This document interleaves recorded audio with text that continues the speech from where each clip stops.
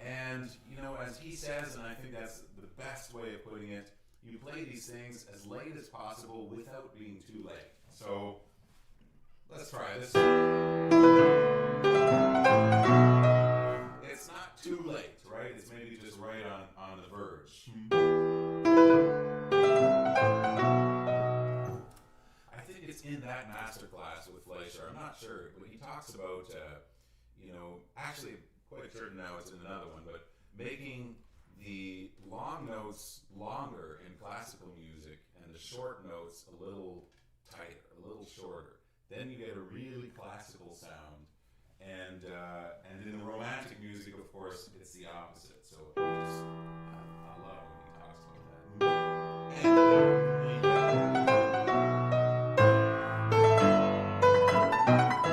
This has got to be the most challenging thing in this movie. So I've been given, you know, a dozen fingerings on this to be a little exaggerating. And I'll just give you the one that has worked for me and I think is the best. 4, 5, 4, 3, 2, 5, 1 with the thumb on the E and D sharp. And I really like to feel this connection, right? Not like this, but like this. That's a very tricky spot. Piano also. So you have ideally we get a little more sound from the short notes instead of just playing this. See, we don't hear the short notes. And then you have this crescendo.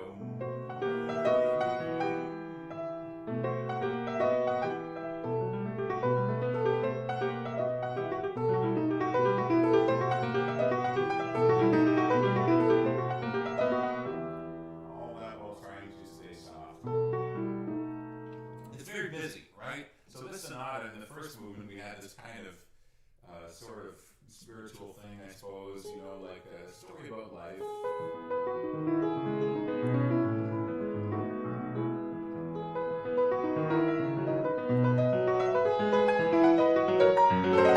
And then some surprises come in life. And that sort of philosophical thing.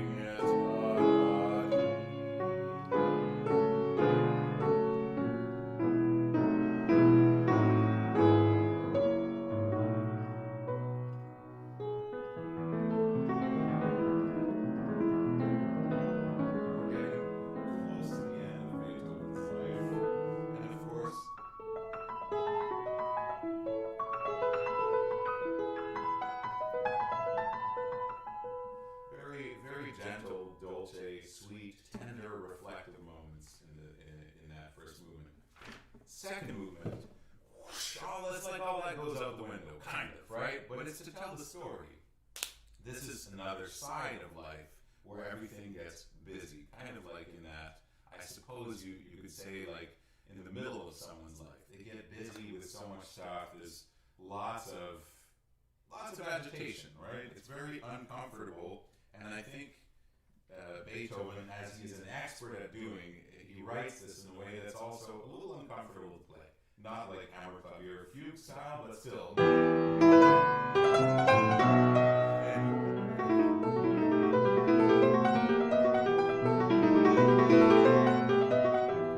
Isn't that really busy? There's so much going on.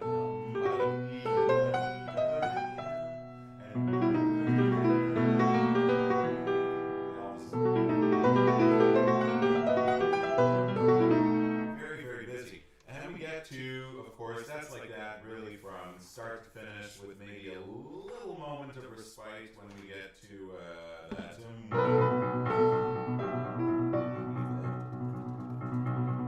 Something's happening.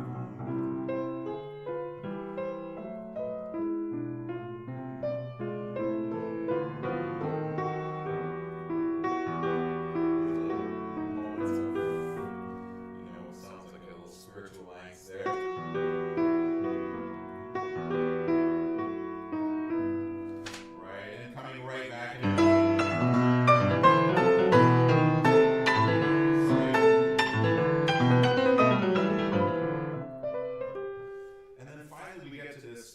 Third movement finally, which are variations, as you probably already know, and we come back to a simplicity.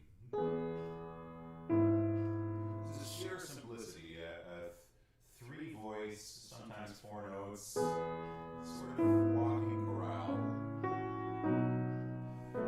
and he writes with great inner expression.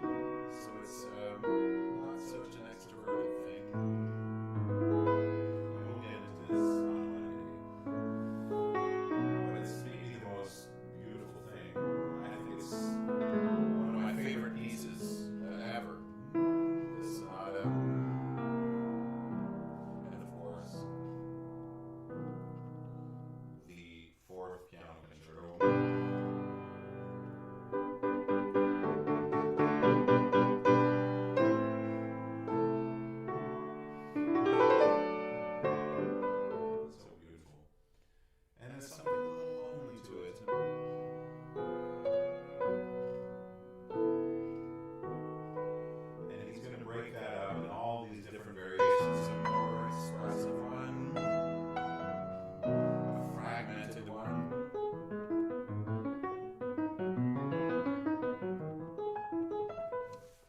Beethoven one. And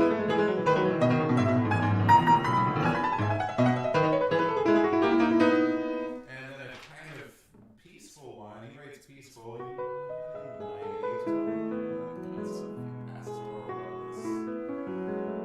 This is so incredibly beautiful to listen through these variations.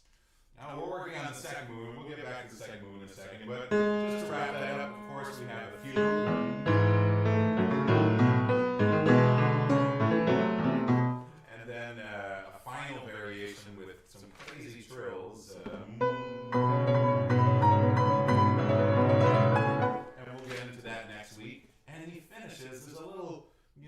Climax there, and he gets back to the very same simplicity, simple thing that he started with. It's almost like coming back to the simple in life. So there we go. There seems to be a lot of echo. Yeah, I'm sorry about that. I think that's due to kind of switching from using USB microphones to XLR, and right now I'm right in between waiting for an adapter. So it's putting a delay between the two microphones. I apologize for that. So that just situates us a little bit where we are in this second movement. We're in the busy part, the busy and agitated part of life. So that's why we have all these things going on here.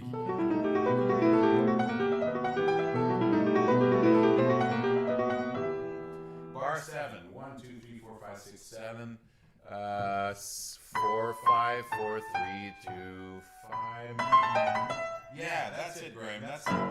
with of course the thumb on the other notes.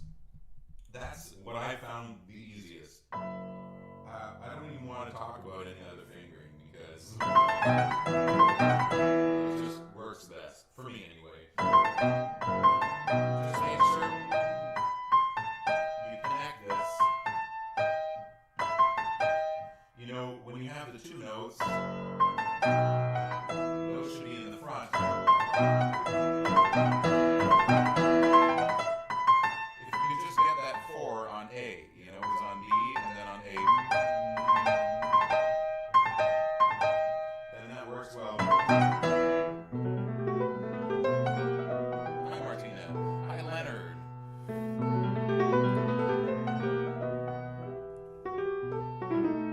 I love this piece but never learned the first and second movement. Love the third. Ah, it's so beautiful. Can the third movement be played as a standalone? Well, what do you think about that?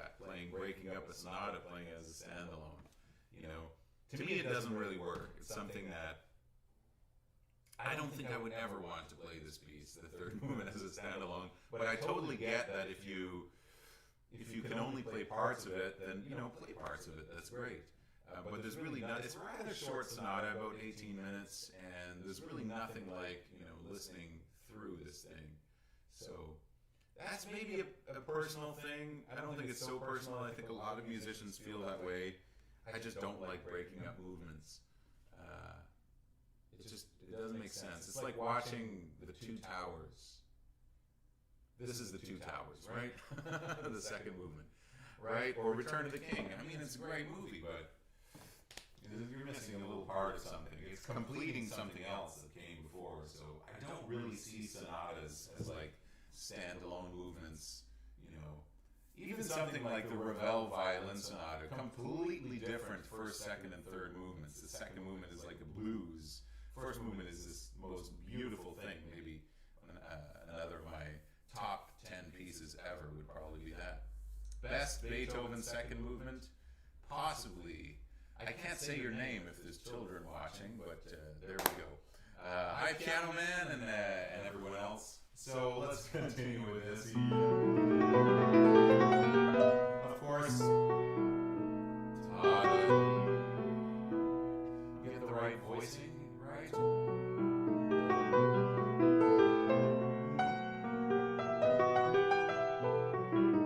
Want to try to do that and not.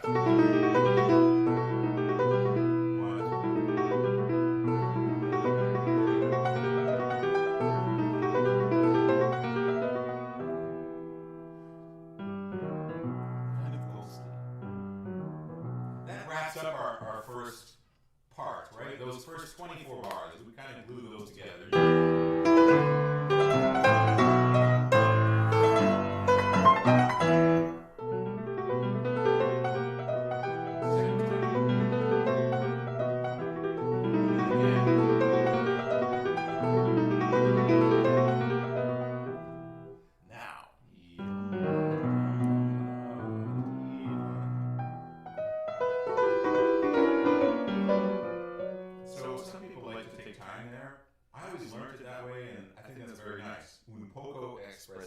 So a little bit espressivo, right? You can take a little bit of time there. Maybe like this also.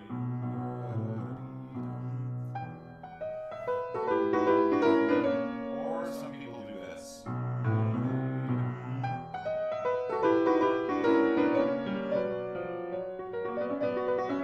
Taking a bit more time towards the end of that. That also works. French Revolution. This movement is so French Revolution. Dangerous Time. Yeah, French Revolution. Very good. Absolutely. Yeah, this and the Seventh Violin Sonata. Absolutely. Yeah, I'm actually not sure exactly. What year was this written in? 1820. So we're way after the French Revolution, but you feel that kind of a tumultuous thing, right? Kind of lots of wars going on. All right, so.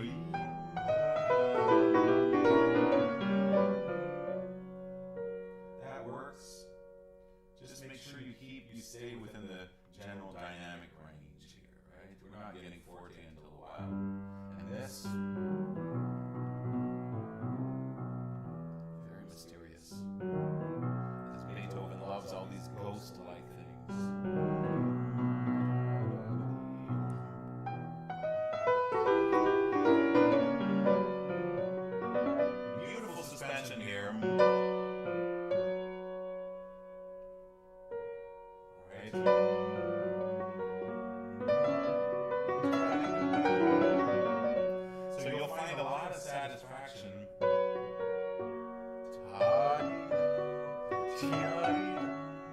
Expressing the first short note after the long one, just like we did here. Yada, yada, yada. Sounds very good.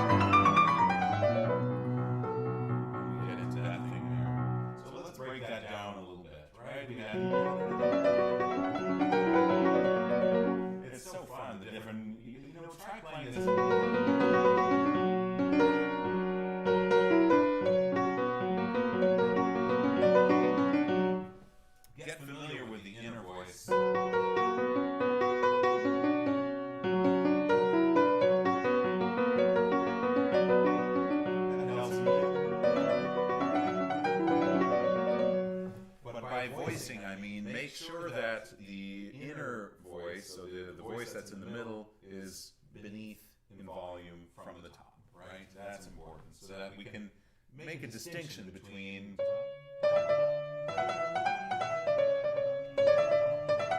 and that second voice. And then, of course, we have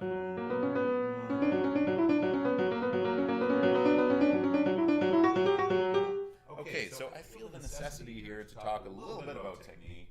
Just make sure that you got these wheels right. Is that clear? I hope you can see that.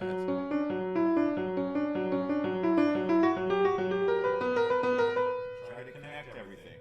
Imagine sometimes just don't move the fingers. We'll move the fingers at some point, but keep this solid so you can go find the movement that is necessary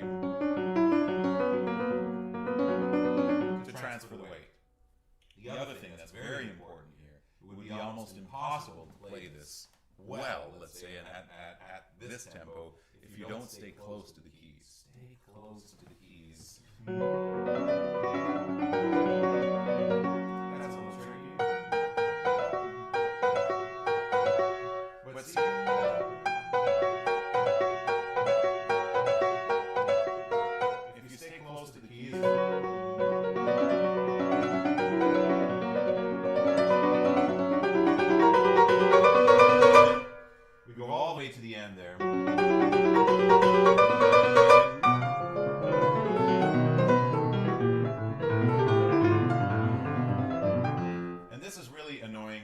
This repeats later, and it's a little different, right? You have,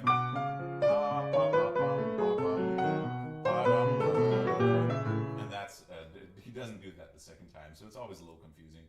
Same thing here.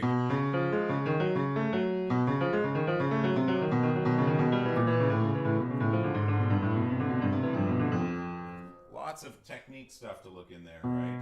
Always technique everywhere. Everything has to be done properly, but I feel like this is a place we have to talk about a little bit. Look at that bass line.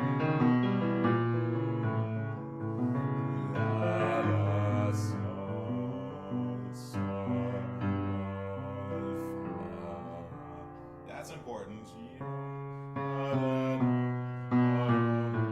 hear that?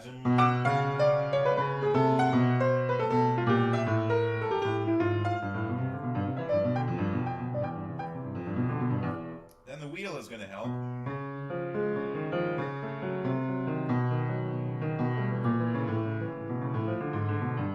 The wheel is perfect.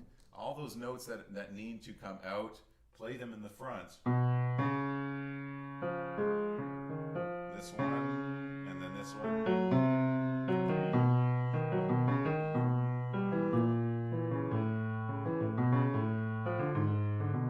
Sounds like we're listening to a recording sometimes. Awesome, I'm happy to hear that. We got a good microphone now. We've had a microphone upgrade. Not this one, it's over there. I'm going to show it to you soon. And that's thanks to our patrons. So if you want to support the channel, do head over to the Patreon page.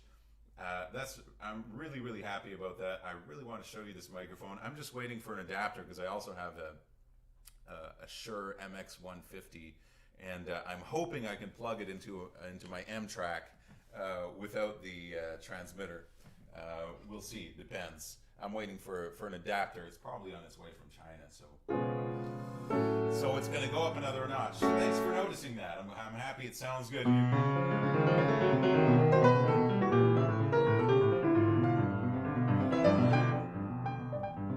Once again, Beethoven does this, as he loves to do. Crescendo and then piano.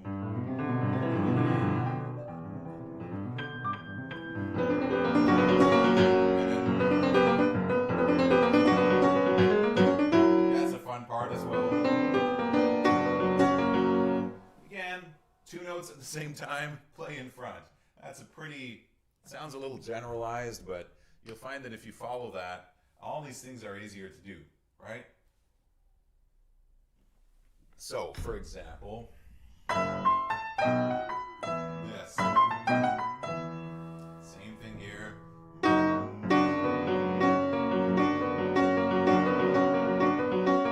That goes with the wheel. You'd group it this way.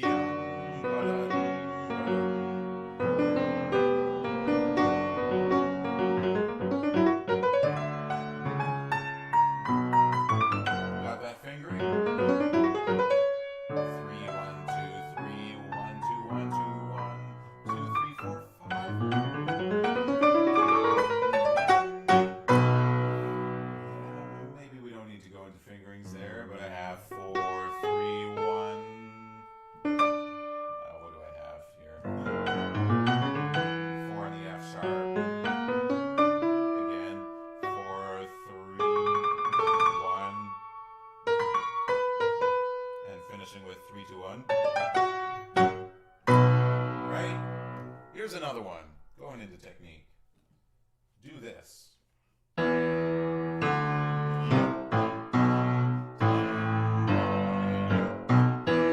Instead of, you get a better connection and a better sound. Same thing here. We have all right? Okay. You guys are writing a lot of stuff. I love that. Let me just let's look at this a little bit here. So, God, I love Stephen's facial expressions. Helps bring meaning to those of us less informed to the piece and animates his already great sound. Yeah, well, hey, whatever works. Yeah, facial expressions sometimes do it. Hi, David. That sounds right jazzy. It shows Beethoven's thinking was way ahead of his time. Absolutely, and I think as Graham mentioned, that second movement, one of the variations in the final sonata, Opus 111, is super jazzy sounding. To us today, it almost sounds like he was going a little boogie-woogie. But when you really get into his music and listen to it as much as possible, it's typically him. It's typically him as well. This movement is so retro in the context of the late sonatas, a return to an earlier time, hence the French Revolution analogy. Yeah, well, again, you know, when you look at these three periods of Beethoven's life, the most tumultuous and tempestuous, let's say, is the middle one, right? He starts out kind of classical.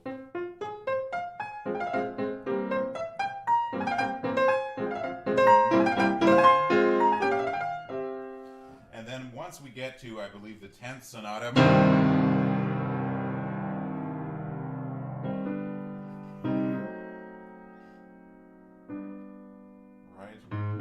he's become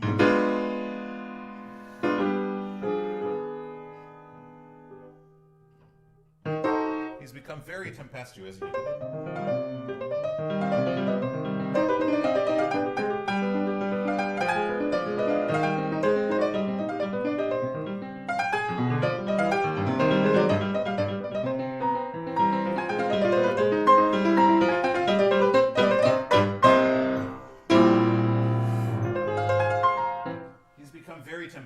In that whole period. And now, third period, he's kind of coming back, right? He's coming back to something a little more simple, almost a little more classical, in a way, more conservative on the expression, right? Look at that third movement of this piece. He's calmed down a little bit. He's calmed down as he got older, right? Okay, let's keep reading this stuff here. Michael Gert, 3 back.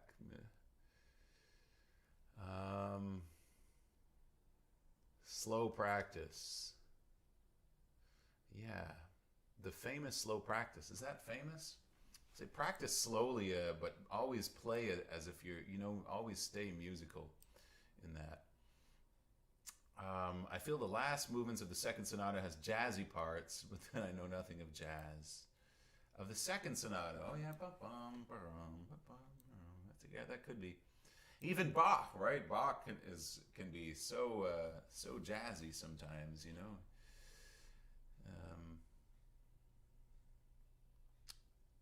Okay. Talking about tempo and slow practice. Yeah, absolutely. What is your hand span? A hand span. I can hit a doubled fourth. So that's an 11th, right? 9, 10, 11. I could squeeze a 15th on white keys, but that's not really practical. But tenths are doable for my hands, so that works good when doing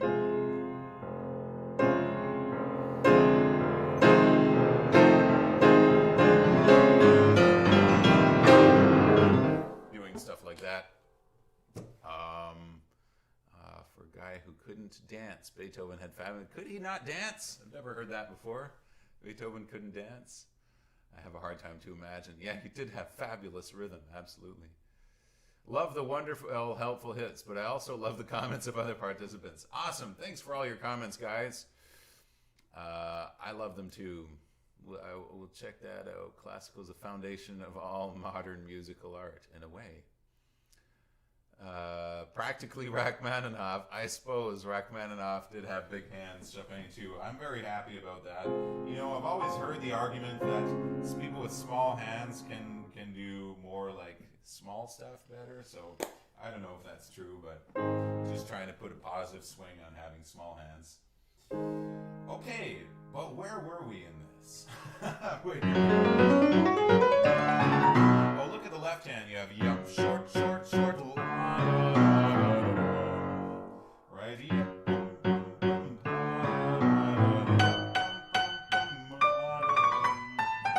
So get that. We want to hear that.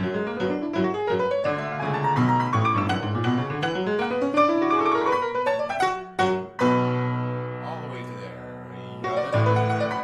I suppose that's another place we could go as late as possible without being too late.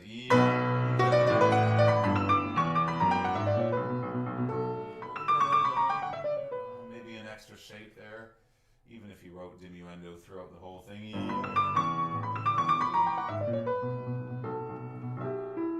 Now we have a canon. We have this.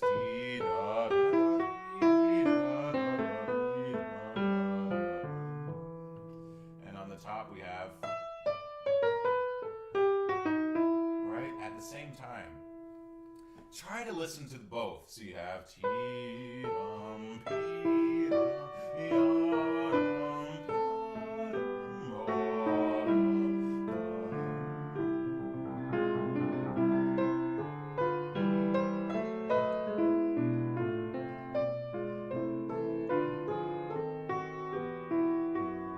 This is too funny. The myth of Beethoven's Fifth Symphony was inspired from a little bird singing the famous opening of da da da da. I've never heard that. Czerny supports this theory according to Wikipedia. Interesting, really. Okay, I have not seen that. That sounds very funny. But if you think of it, the rhythm, pa pa pa pam, is something that Beethoven puts in. Wow, do we have it in this piece? I'm not sure. But you have that in so many of his music, so much of his music, so many of his sonatas, right? In the Appassionata Sonata is full of that. Brahms kind of takes after that. So this has been characterized as destiny knocking at the door. Blah, blah, blah, blah. Especially if you listen to that Appassionato Sonata. That becomes very clear why someone would say something like that, right? All right. So, okay.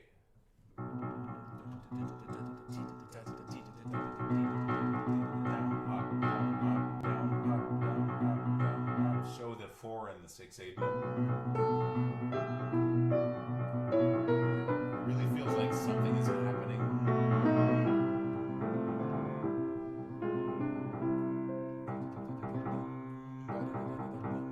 Work on that. Sul una corda. Now he tells you to put the left pedal on. Very soft.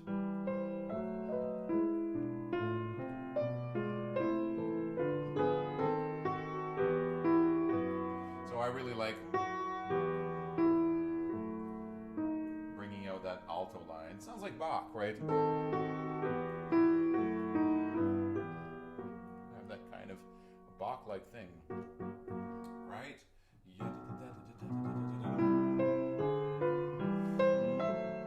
Shaped, always remaining as soft as possible.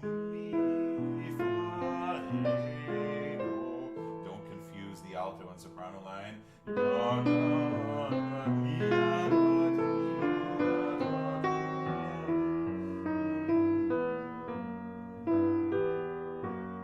Only 3 notes here. Sounds kind of Sturm und Drang, right? The storm and tempest. Now he plays a little game on that.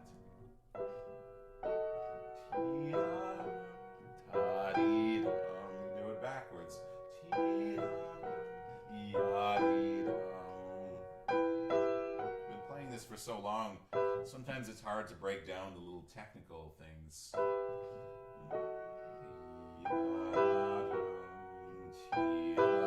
You connect them in one gesture, and then a backwards gesture for this. 5, 6,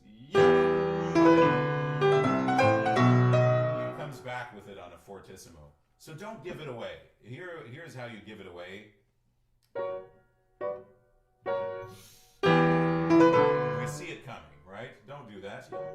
It's more fun, right? Try this.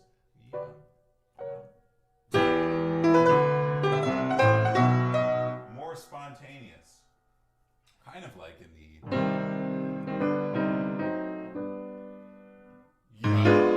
that sort of spontaneous thing, right? So once again, as late as possible without being late.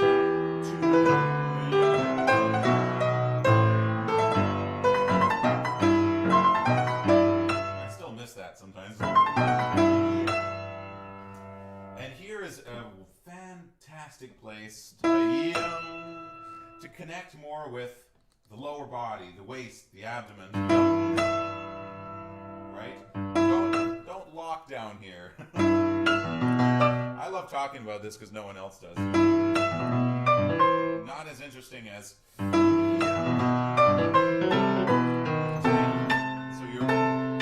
you're almost sitting up a little bit to get this. See, you're coming off the left sit bone, right?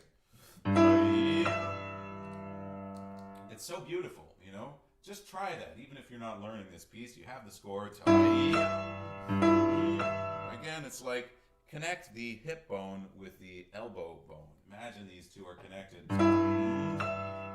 You would have to bring yourself a little here, right? So the movement is starting from the lower body.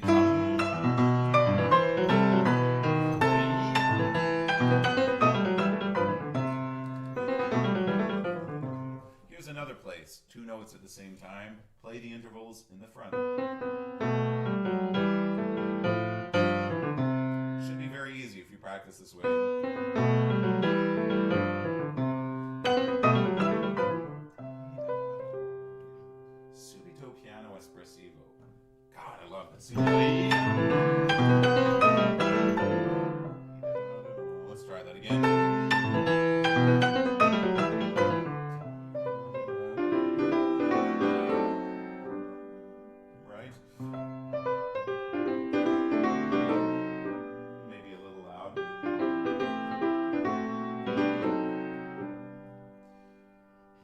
writes a tempo, right? So just like in the beginning, poco espressivo and then tempo. So that kind of suggests that the espressivo you can play a little slower, do a little rubato, take some time.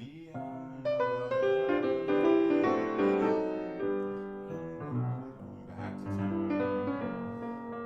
Crescendo starts here.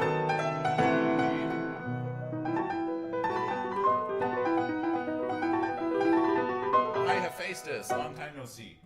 So you have that again here, this crescendo.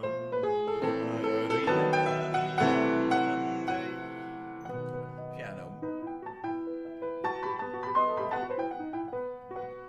Right? Okay, list transcription of Beethoven symphonies. Those are so fun. I'm so happy he did those. But he's not the only one who did transcription of Beethoven symphonies, so there's some easier ones. Definitely check out the easier ones. They're quite okay. Liszt kind of turned them into, I suppose, performances, you know. So you have the same Chopin Waltz book. That's awesome. I've had this this book since a long time. Hey, it used to be $20. I wonder if it's still $20. Probably not. So hi, Cyberpunk. The Fifth Symphony. Yeah, that would be cool. That would be cool to do. I love that. Absolutely. Divine interpretation from that bird's mouth. You need a certain level of technique to play this piece. I believe that they are just notes. It's not rocket science. Find them and play that. Play them. I believe that. They are just notes. It's not rocket science. Find them and play them. Not sure what you mean there, but it's just notes. Just play them. That's it. Not sure I would agree with that. Is, you know, some music, it's so hard to get the meaning behind the music, even some very simple things, you know. A good example, again, that I just came across this week, we're jumping all over the place, guys, but I think you'll actually appreciate this. These are from the 10 Easy Pieces by Bartók. If you haven't heard these pieces, check it out. Check out number 5. It's called Evening in Transylvania.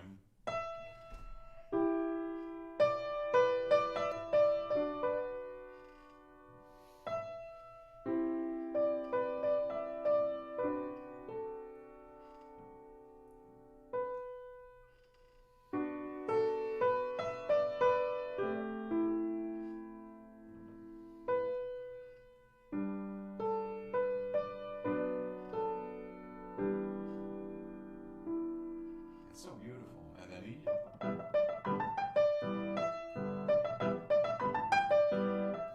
I think we'll do a whole session on that. But not so not so obvious. The notes are just there, and if you just play them where they look like, it doesn't sound anything, at least to the recording you have here on YouTube of Bartók playing it himself. Also number 8.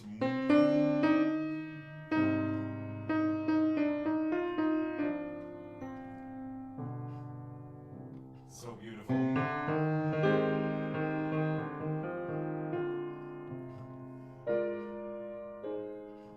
These are great pieces.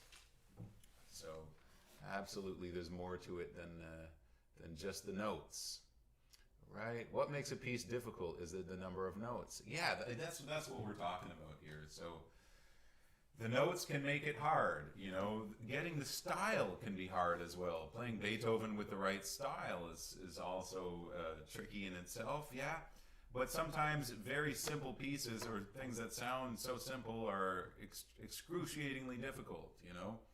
Or maybe it's something, a language you're not used to, and it just becomes so hard to memorize. Often the pieces with more notes seem a little obviously more challenging, but sometimes the parts with fewer notes are actually harder, you know.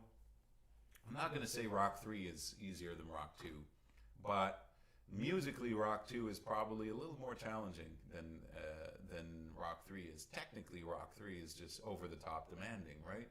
But so well written it almost doesn't matter once you know it. So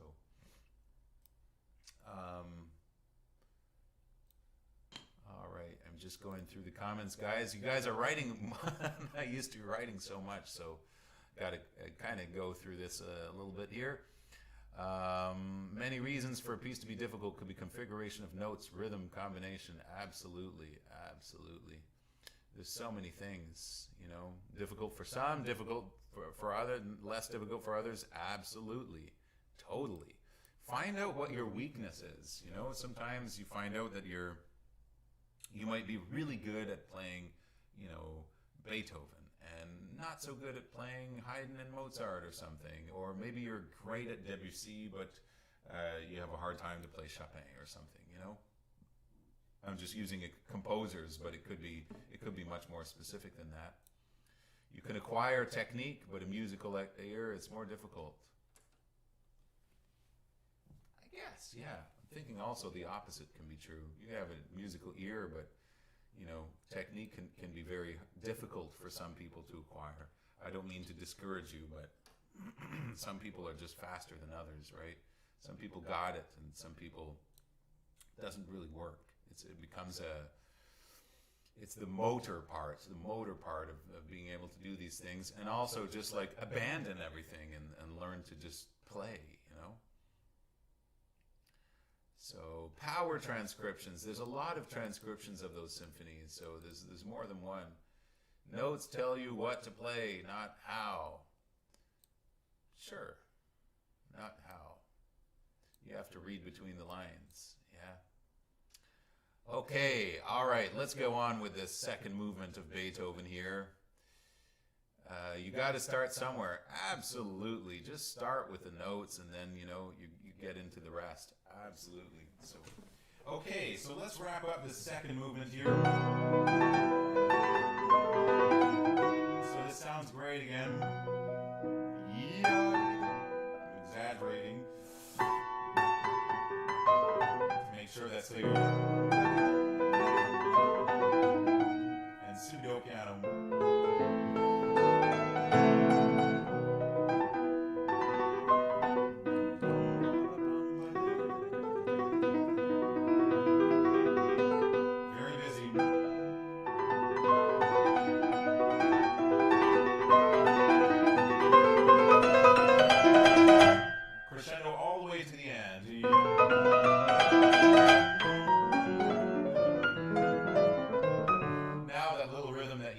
Time he doesn't do it.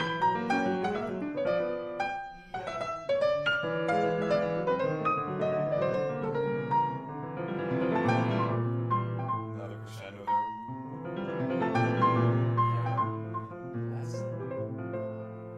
You might find that if you do this too soft, that doesn't really work, right? You want the second one to be less as a reply.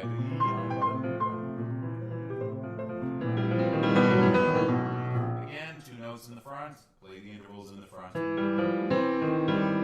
Not this one though, because we're preparing that.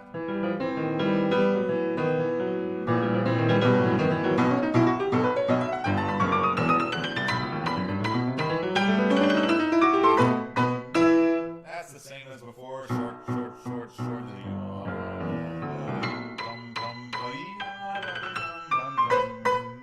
And that's a tricky jump, right? How can I help you with that? Rest and go. So always rest in the keys.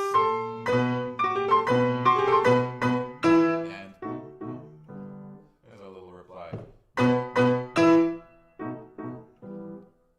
And when you have this stuff again in classical music, keep the notes the same length. So don't go. That's inappropriate. Sorry. 3 times the same. Then this thing again, as Beethoven, so much as almost all his music is played like this, very direct in a line, going somewhere.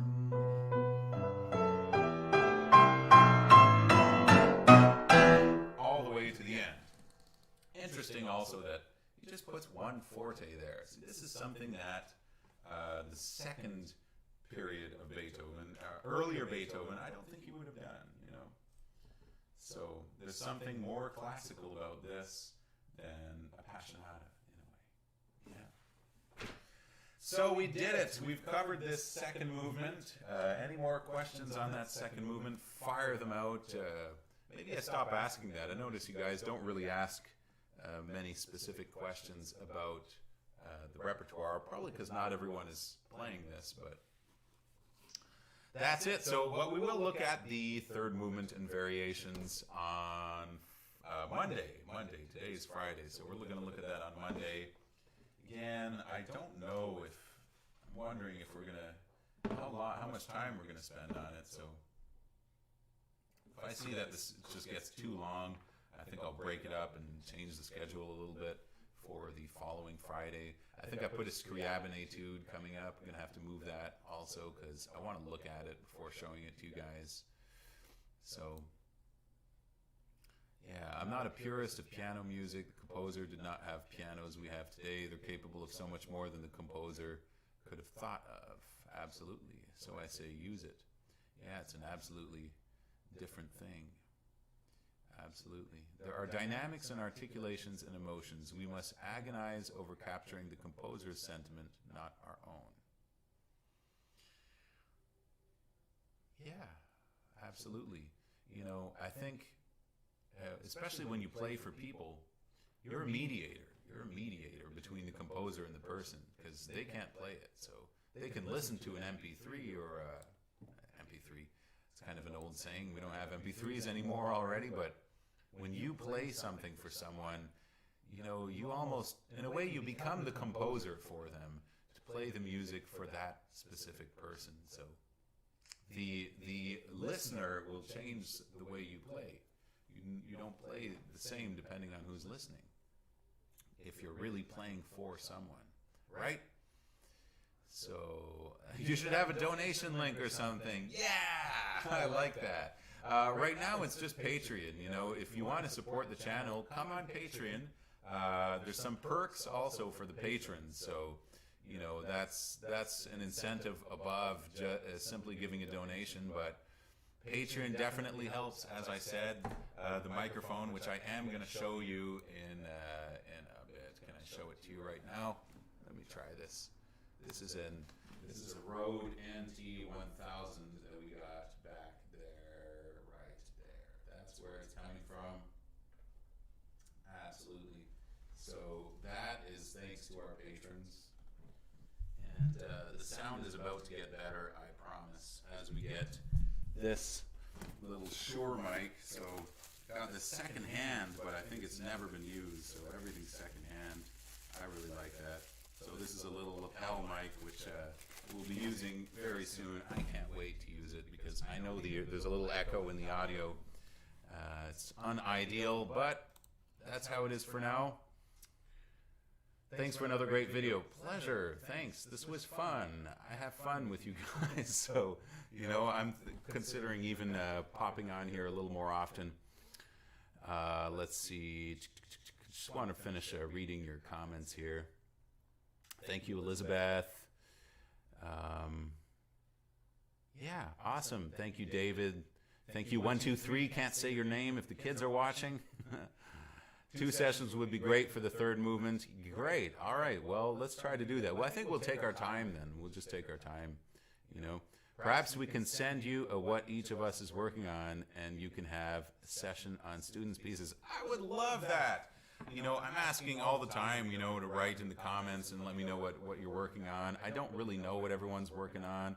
Graham, I know you're working on this piece. I think you've said that. Bill, you mentioned some pieces by Ravel, some not so popular. I don't know if you're working on those. À la manière de Chabrier, yeah. Try to remember these things. Reverb sounds good to me. Good, awesome. Steve, you're becoming famous, bro. These classical streets are talking about you. Yeah, I don't think so. But you never know. I always felt like I had the potential possibly to be very good at what I'm doing, but I'd probably have to, I would need other people, actually, to help promote this channel and help me with the technical side, possibly maybe a manager, actually. I have agents in my ensemble groups, but not for myself personally. So that's something that's just been, I suppose, missing.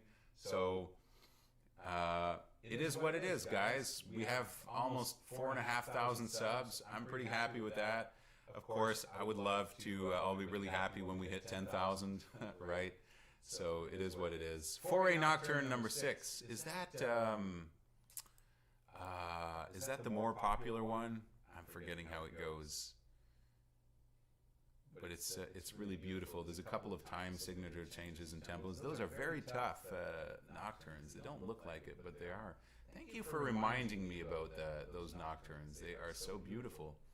Absolutely. Beethoven's second movement of Appassionato. Oh yes, I believe you mentioned that on Monday, Elizabeth. Second movement of Appassionato. That's also beautiful. Hi, me less. Is Steve concert pianist or something else like accompanist? I consider myself a concert pianist, but I also do accompany to pay for my rent, make a living. So I've done everything I can. If I only performed, I wouldn't make enough to survive. You know. Right now, I do teach. I do love teaching, so I teach as well. And be sure to have a tip jar for people who can do a monthly patron, who can't do a monthly patron. Why can someone not do a monthly patron? Isn't that, because it's $10 a month. Yeah, maybe I'll do that. I'll add like a tip jar. It's like $1 a month or something like that. That can be cool. Or I think a lot of people put that as like a conscience-free using ad blocker on YouTube, since we make some revenue from ads. You know, you can give a $1 a month on Patreon. I might reopen that tier. For now, it's just $10. I've been watching you and Josh Wright since both channels were very small, but always found you more helpful. Well, thank you. I'm flattered by your comment. I've watched Josh Wright quite a bit. One of his teachers, Bill, what's his name? Forgetting his name. Logan Skelton. I love that pianist, so he's a wonderful guy too. 1, 2, 3. Josh is good. Yeah, he is. Classical students from all over are taking your advice. I'm going to tell all my classical friends about your channel. Thank you very much, David. I appreciate that. Working on the Bach straddle transcription of the organ sonata. Yes, you mentioned that to me, Bill. I did have a listen to that. Absolutely. I love especially the Busoni Bach transcriptions of chorales. There's one, Ich ruf zu dir, Herr. And of course the D minor chaconne.